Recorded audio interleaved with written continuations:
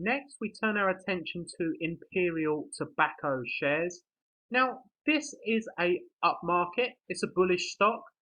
Anytime that you get a share that starts in the left-hand corner of your chart and goes to the right-hand corner of your chart, it is a bullish stock. Now, it put in a high and had a big pullback, arguably put in the similar same sort of high and has had a big pullback since, and it has made lower highs and arguably lower lows as well. There is technical reason that this share could pull back some more, maybe to £20 per share, but we will explore this a little bit more.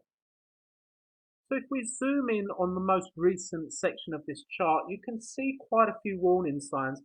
We wouldn't necessarily call this a double top, but we failed at the same resistance twice, and ever since then we've pretty much put in lower highs with this exception, but that was a back test of this trend line.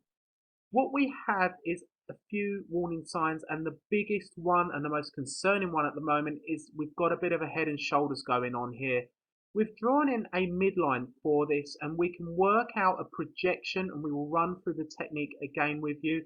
We have had a few closes below that midline, so what we would anticipate now is that Imperial Tobacco will go to the price of that projection from the head and shoulders pattern, and we'll run through that technique again with you guys just to make sure that you really understand how that works and to get a price target for this share.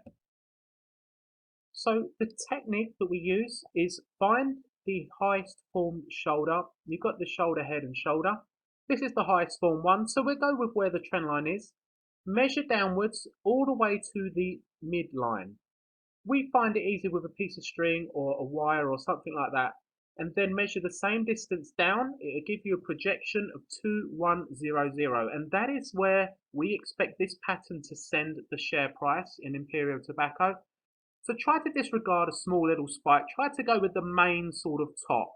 Measure it downwards. We normally use the middle of the shoulder because obviously if you go to the left or the right, you'll get a different measurement, but it gives us a projection of just here. Now in our ebook, we talk through about rounded numbers and their importance and significance when it comes to trading. So if you haven't downloaded the ebook, have a little read up on that section because rounded number rule is very important with trading.